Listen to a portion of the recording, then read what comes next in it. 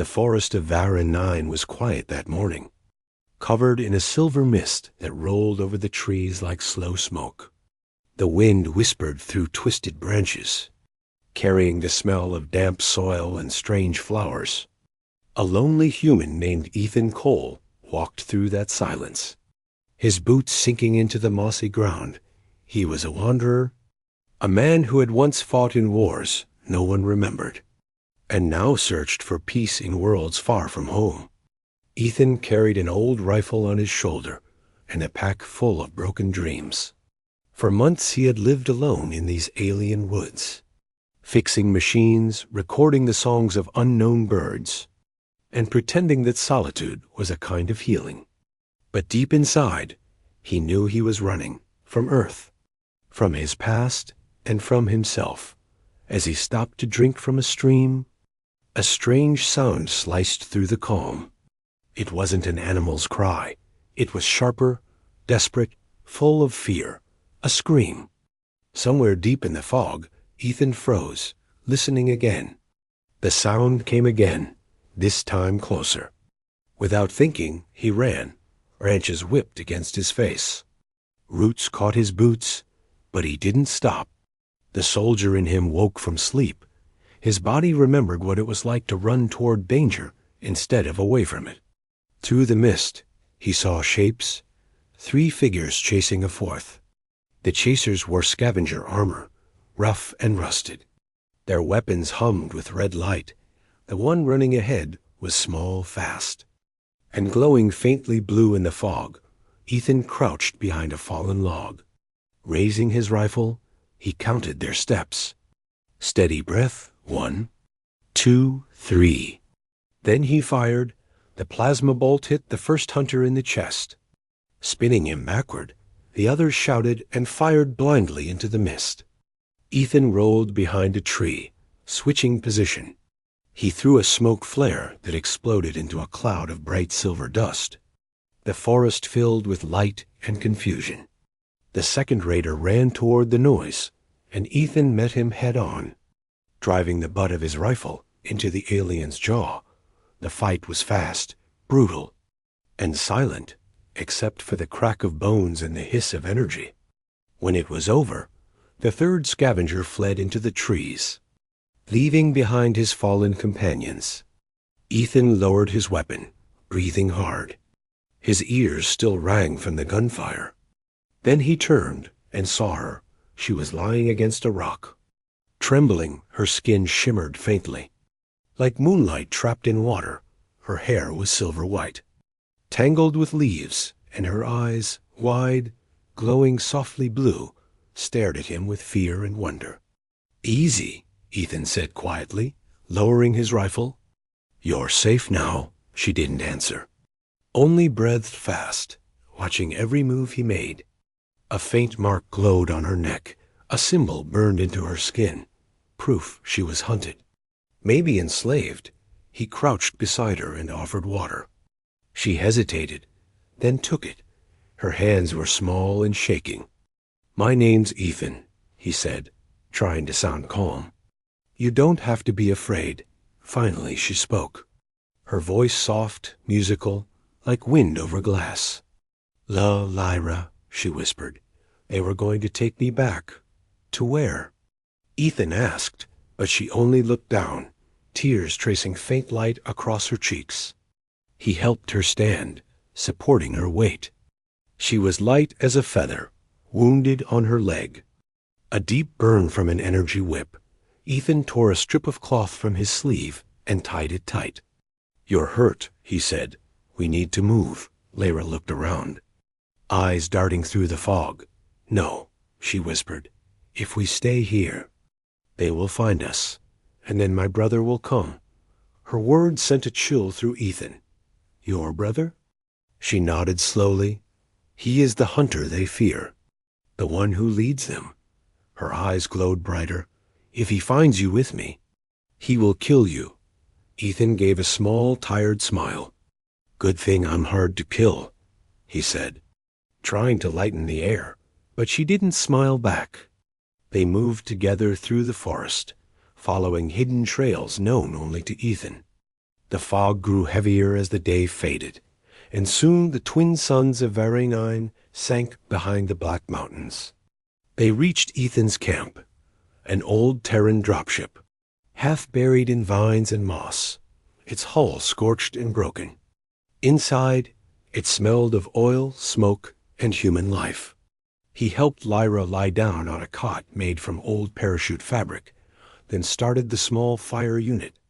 Lyra watched him silently as the firelight danced on her skin, making her look almost human, almost fragile.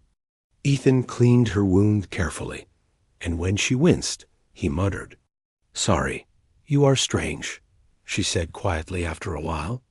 "Most humans shoot first. Ask later." "I'm not most humans," he replied, staring at the flames. "And I've seen too much killing already." For a long moment, neither spoke. The only sound was the crackle of fire and the soft hum of the old ship. Then Lyra looked up, her voice trembling. "You should not have saved me," she said. "Now you are part of this." "Part of what?" he asked, turning toward her. She hesitated, her glowing eyes reflecting the firelight. "A war between blood and mercy," she whispered. "And mercy never wins." Outside, thunder rolled across the forest. The night grew darker, and somewhere far away, something howled, not an animal, but something worse. Ethan checked his rifle again, his instincts alert, but deep inside, he felt something he hadn't in years, purpose, as the storm raged outside. He looked at Lyra one last time, before closing his eyes to rest. And in that quiet, she whispered to herself, almost too softly to hear, "They will come for me," she said. "And for you." The wind carried her words through the cracks of the ship, out into the endless woods, where unseen eyes already watched from the dark, waiting. The rain fell all night across the forests of Varenine, drumming against the broken hull of Ethan's dropship. The sound was steady, almost peaceful, but beneath that rhythm, danger was moving. Ethan woke before dawn, his instincts sharp as ever. He checked his old motion scanner. A faint blip glowed for a moment, then vanished. Something had passed close to the camp, too fast to track. He turned to Lyra, who was still sleeping beside the fire. Her silver hair glowed faintly in the dim light, and her breathing was calm now. For a moment, Ethan forgot the chaos outside. She looked like a dream, fragile, lost, and far from the war she spoke of when she stirred awake. Her eyes shimmered like twin moons. "You didn't sleep," she said softly. Ethan smiled, tired, old habits. She tried to sit up, wincing from the burn on her leg. He helped her carefully. "You heal faster than I expected," he said. "You're kind." "You're not like the others I've met." Lyra tilted her head, studying him. "You've met my kind before?" "Not like you," Ethan replied. "The ones I met were soldiers, raiders, hunters, the kind who'd skin a man for his boots." She looked away, ashamed. "That is the way of my people," she said. "Strength above all, mercy is weakness." Ethan gave a quiet laugh. "Guess I'd be pretty weak then," he said, handing her a small ration bar. "Here. Tastes like cardboard, but keeps you alive." Lyra took it carefully, biting into it with curiosity. "Humans make strange food," she said, "but—" "Thank you." For a while, they ate in silence. The firelight flickered across the walls of the dropship, painting both their faces in gold. Then Ethan spoke again, his tone thoughtful. "You said last night your brother will come." Lyra's hand froze midair. "Yes," she whispered. "Kelrin." The name hung heavy in the air. "He is the tribe's war chief," she continued, "the strongest of us all. Born with the mark of the crimson flame." Ethan frowned. "Sounds like trouble," she nodded. "He believes humans are the reason our lands die. Our skies burn, our blood weakens," she said quietly. "He hunts your kind to prove his worth." "Then why were you running from him?" Ethan asked. Lyra looked down, tears glimmering in her eyes. "Because I refused to kill," she said. "They told me to take a human's head as proof of loyalty." Her voice trembled. "I couldn't do it." Ethan leaned back, staring at her for a moment. "So you chose mercy." "And they called it betrayal," he said softly. Lyra met his eyes. "And you chose kindness, though it may cost your life." Outside, a sharp howl echoed through the woods, low and haunting. Ethan stood up, checking the perimeter through the cracked window. "We need to move soon," he said. "If your brother's tracking signal is still active, we won't have much time." Lyra tilted her head. "Tracking signal?" He gestured toward a small device blinking faintly under her skin near her collarbone. "That?" Her eyes widened. "They marked me?" She whispered, "That's how they always found me." Ethan grabbed his toolkit and crouched beside her. "Hold still," he said, using a fine laser cutter to slice the skin gently. She clenched her fists, biting her lip, but not making a sound. He extracted a small metallic chip, pulsing faint red, and dropped it into a containment tube. "It's done," he said. "They'll think you're dead for now." Lyra looked at him in awe. "You could have left me," she said. "Most would have." Ethan shook his head. "I'm not most, remember?" Just then, his scanner beeped again, louder this time. The motion signal was stronger, closing fast. He moved to the window, peering through the storm. In the distance, glowing figures moved between the trees, silent and swift. The forest lights flickered blue and red around them. The tribe's hunters. "Damn," Ethan muttered. "They're sweeping the area." Lyra stood up despite her wound. "If Kelrin is with them, he will find us." Ethan packed his rifle and supplies quickly. "Then we make sure he finds an empty ship." They slipped out through the back hatch. Moving down into the mist, the rain was colder now. Cutting through their clothes, the forest floor glowed faintly from bioluminescent plants. Guiding their path, Lyra followed close, her bare feet silent on the wet soil. "Where are we going?" she asked. "There's an old mining tunnel beneath the ridge," Ethan said.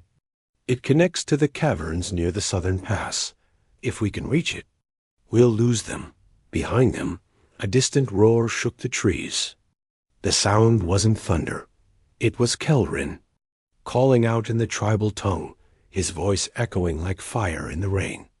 Lyra stopped for a second, tears mixing with rain. "He's close," she whispered. "He can smell my blood." Ethan grabbed her hand, pulling her forward. "Then we run faster." They crossed a ravine. Slipping over rocks and mud, the storm above turned fierce, lightning flashing across the violet sky. Every thunderclap seemed to shake the ground. Finally, they reached a narrow cave hidden behind a curtain of vines. Ethan ducked inside first, pulling Lyra with him.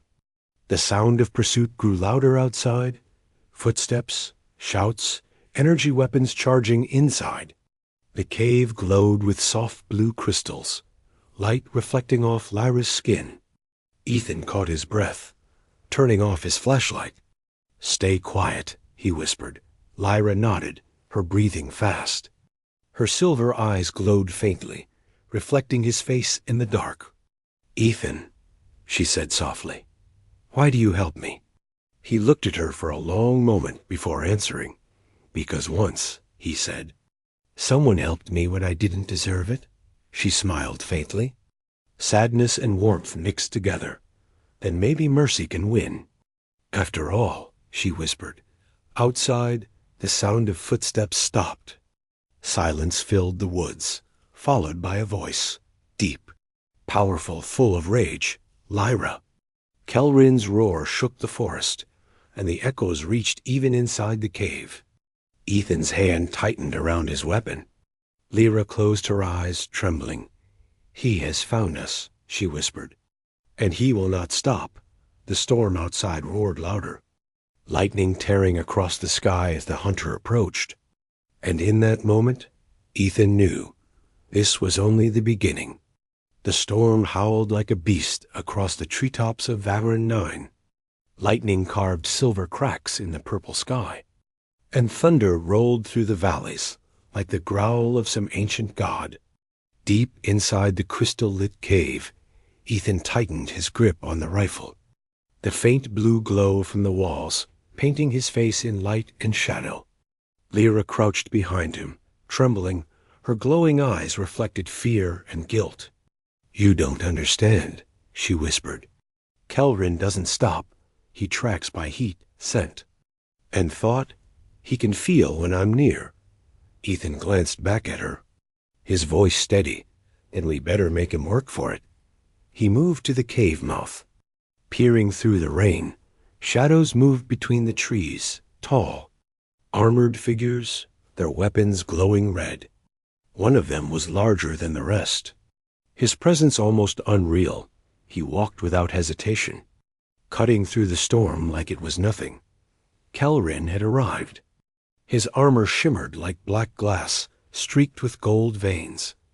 A tribal crest burned into his chestplate. 2 burning orange eyes glowed from beneath his helmet. His voice echoed through the rain, deep and terrible. "Lyra of the Silver Eyes, by the blood of the Flameborn, return to your clan, or die with the Outlander." Lyra's lips trembled. "He means it," she whispered. "He will burn this whole forest if he must." Ethan loaded another cell into his rifle and checked the chamber.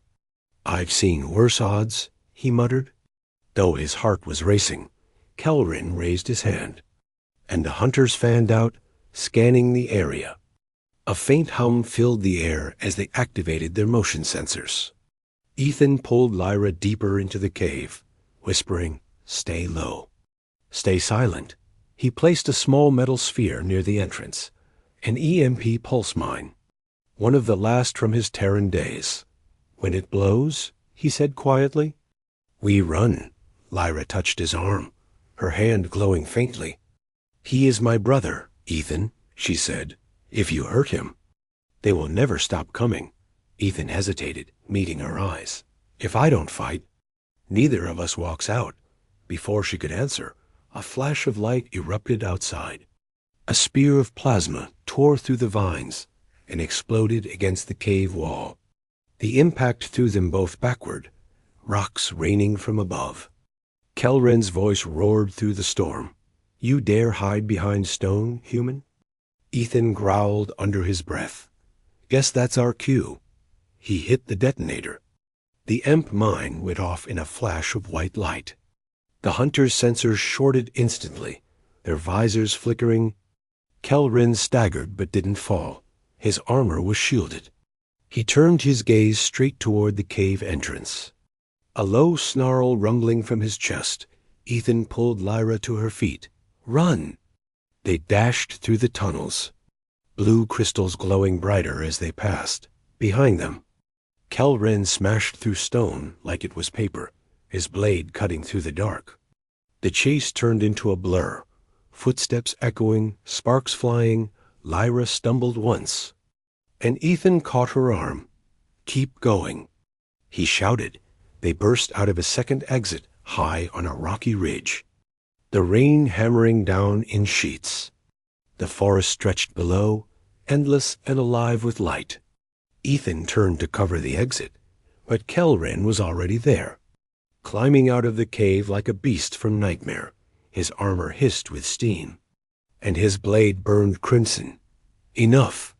Kelrin roared, pointing his sword at Ethan. "Step away from her, human, and I will give you a quick death." Ethan raised his rifle, his stance solid despite the wind. "You'll have to work for it." They circled each other on the cliff edge, lightning flashing behind them. The rain soaked Ethan's clothes, his heart pounding in his ears. Kelrin moved first, impossibly fast, his blade slashed downward, sparks flying as Ethan dodged and countered with a blast from his rifle. The plasma hit Cale's chest, staggering him, but not stopping him. Ethan ducked under another swing, firing point-blank into the alien's shoulder. The energy burned through armor, but Cale barely flinched. He grabbed Ethan by the vest and threw him across the ridge. Ethan hit the ground hard, pain ripping through his ribs. His rifle slid away into the mud. Cale advanced, slow and certain. "You think saving her makes you pure?" The warrior thundered. "You humans bring rot and ruin wherever you go." Ethan spat blood and forced himself to stand. "Maybe," he said, breathing hard. "But I also save what I can." Cale lunged again. But this time, a flash of silver light cut between them. Lyra, standing in the storm, her eyes blazing with power. "Stop!" She screamed. "He saved me, Cale. He could have left me to die, but he didn't." Cale froze mid-strike, his blade inches from Ethan's throat. Rain poured over his helmet as he turned toward her. "You speak lies," he growled, but his voice wavered. Lyra stepped closer, trembling. "I speak truth," she said. "He is not our enemy. He is what we were meant to be before hate consumed us." Cale's weapon lowered slightly, the crimson glow dimming. For the first time, there was silence, only rain between them. Ethan stood still, chest heaving, ready for anything. Cale looked from his sister to the human, then to the bodies of his fallen hunters far below. A flicker of doubt crossed his burning eyes. "You risk everything for her," he said quietly. "Why?" Ethan met his gaze. "Because life's worth saving, no matter the species." The words hit like a strike to Cale's soul. He stepped back, the storm flashing around him. Torn between blood and honor, finally he turned away. "You will come with me," he said to Lyra, voice heavy. "If the council learns you live, they will send more and worse." Lyra shook her head. "Not without him," she said firmly. Taking Ethan's arm, Cale's eyes burned brighter. But he didn't strike. He looked at Ethan one last time and said, "Then your fates are bound, to my curse or my mercy." With that, he vanished into the storm, disappearing among the trees. Ethan stood in the rain, exhausted, his breath clouding in the cold air. Lyra leaned against him, whispering, "You don't understand by sparing you." "He has doomed himself," Ethan frowned, looking out over the burning forest lights below. "Then we'll find a way to make it right," he said quietly. The storm began to fade, but in the distance, the sound of alien war drones echoed. The tribe was coming. And this time, they would not come alone. The morning after the storm was gray and heavy. Clouds hung low over the mountains, and the scent of burnt ozone filled the air. Ethan and Lyra rested in a hollow beneath a fallen tree, smoke still rising from the wreckage of the ridge above. Ethan's ribs ached from the fight, and his jacket was torn. His rifle was half melted from plasma heat. He sat in silence, watching the rain drip from the branches. Lyra knelt beside a stream, cleaning a long cut across her arm. Her silver eyes seemed dimmer now, the glow fading with exhaustion. She hadn't spoken since Kelrin vanished into the night. Finally, Ethan broke the silence. "You should have told me he was your brother." Lyra looked down, her voice quiet. "Would it have changed what you did?" He thought for a moment. "No," he said softly.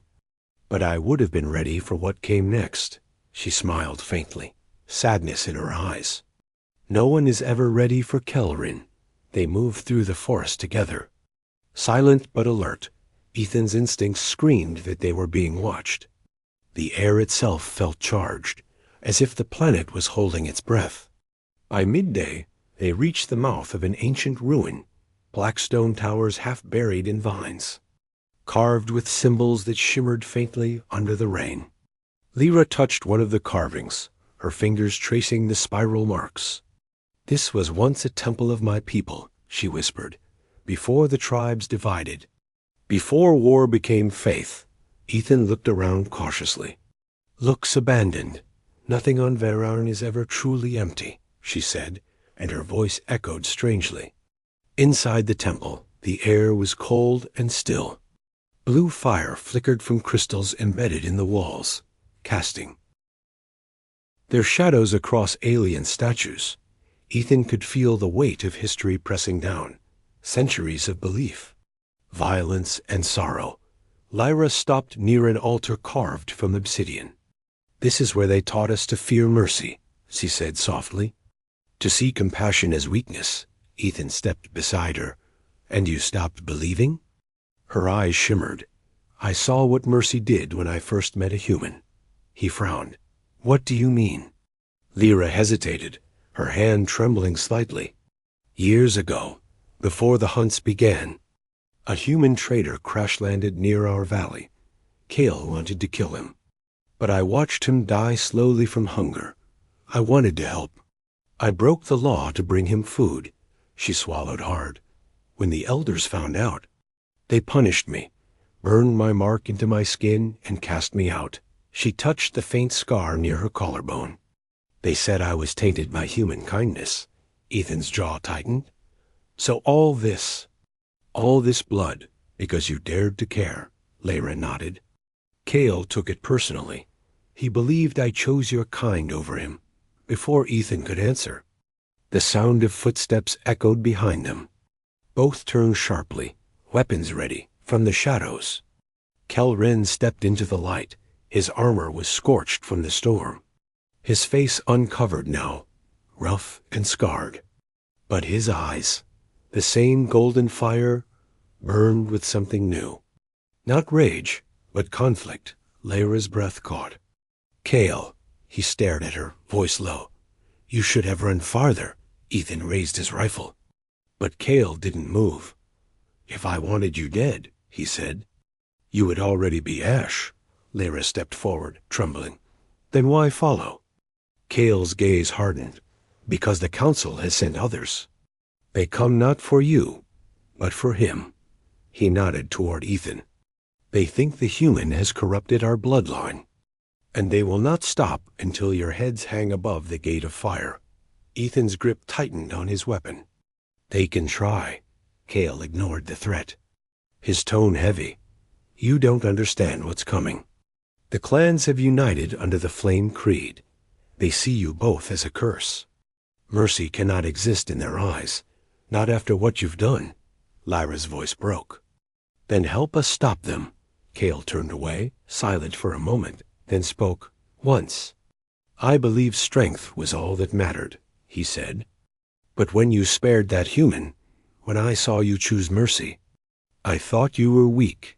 Now I see I was the one who was blind." He removed his gauntlet and placed a small glowing shard on the altar. It pulsed faintly with golden light. "This is my blood key," he said. "It holds command codes for the Flame Guard. If they see its signal, they will hesitate for a few moments." Ethan took it carefully. "And after that?" Kale's gaze darkened. "After that, the mountains will burn." A distant roar echoed through the valley. Engines. Heavy and cold, the council's ships had arrived. Black vessels slicing through the clouds. Kale drew his blade. "You must go south through the frost veins. Follow the river tunnels beneath the cliffs. It's your only chance." Lyra reached out, her eyes filling with tears. "Come with us." Kale looked at her for a long moment, the stormlight reflecting in his golden eyes. "If I go, they will follow. If I stay, I can delay them." Ethan shook his head. "You'll die." Kale gave a faint smile. "Better to die for something I finally understand." He turned to leave, his armor glowing faintly under the temple light.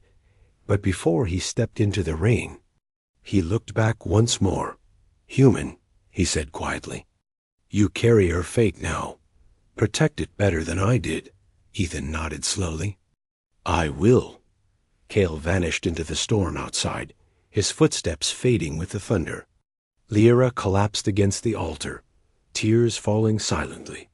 "He will hold them off," she whispered, "but only for a while." Ethan placed a hand on her shoulder. "Then we make his sacrifice count." Outside, the sky cracked with fire as the first of the council's dropships descended. The temple walls shook, dust falling from the ceiling. Ethan took one last look at the glowing shard in his hand, Kale's blood key, then grabbed Lyra's hand. "Come on," he said. "Time to finish what he started." They ran into the darkness of the tunnel, leaving behind the temple, the war drums, and the brother who had chosen honor over hate. Far above, the clouds bled red as the invasion began, and the first flames of the coming battle lit the horizon. The tunnels beneath the mountains ran deep, dark and endless. The air smelled of iron and dust, and the ground trembled as thunder rolled from far above. Ethan guided Lyra through the narrow passages, their path lit only by the soft blue glow of the crystal veins running through the rock. Each step echoed like a heartbeat. Behind them, distant explosions shook the earth. Calrin's stand had begun. Lyra stopped for a moment, clutching the stone wall for balance. Her breathing was shallow. "He's fighting them," she whispered. "I can feel it, his life burning through the bond." Ethan placed a hand on her shoulder. "We keep moving, Lyra. He wanted you to live. That's what we're going to do." They followed the sound of running water until the passage opened into a vast cavern.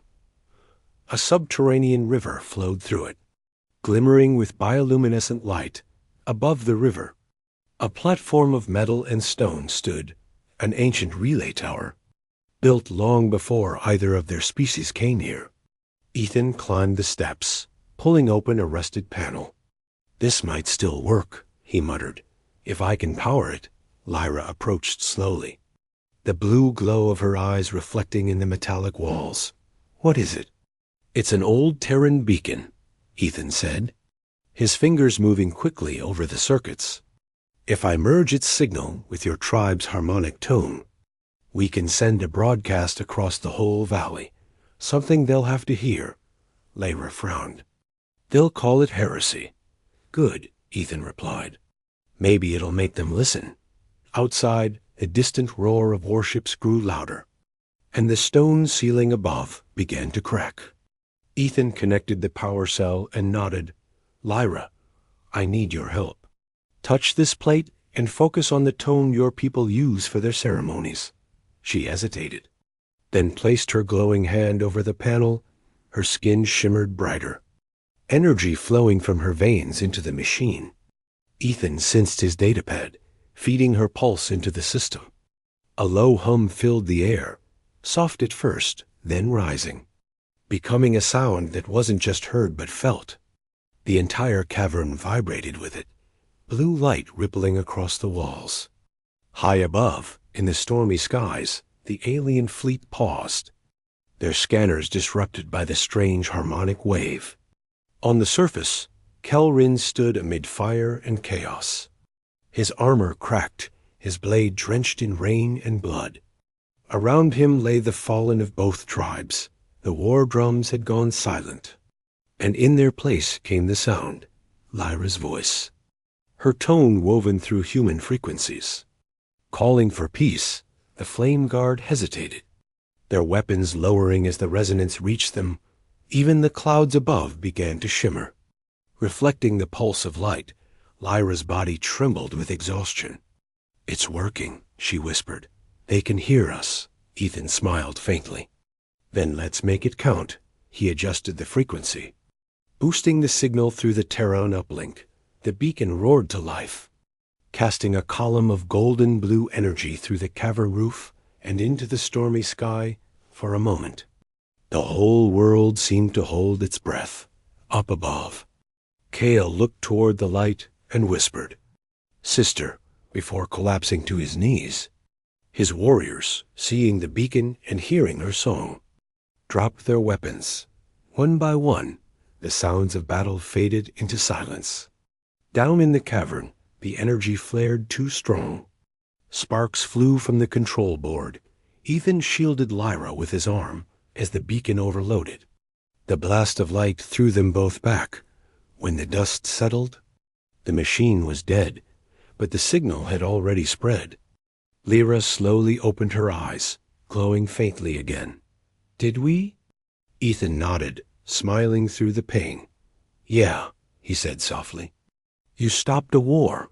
They climbed to the surface hours later, the dawn breaking through scattered clouds. The forest that had burned now steamed with rain, smoke curling like ghosts above blackened trees.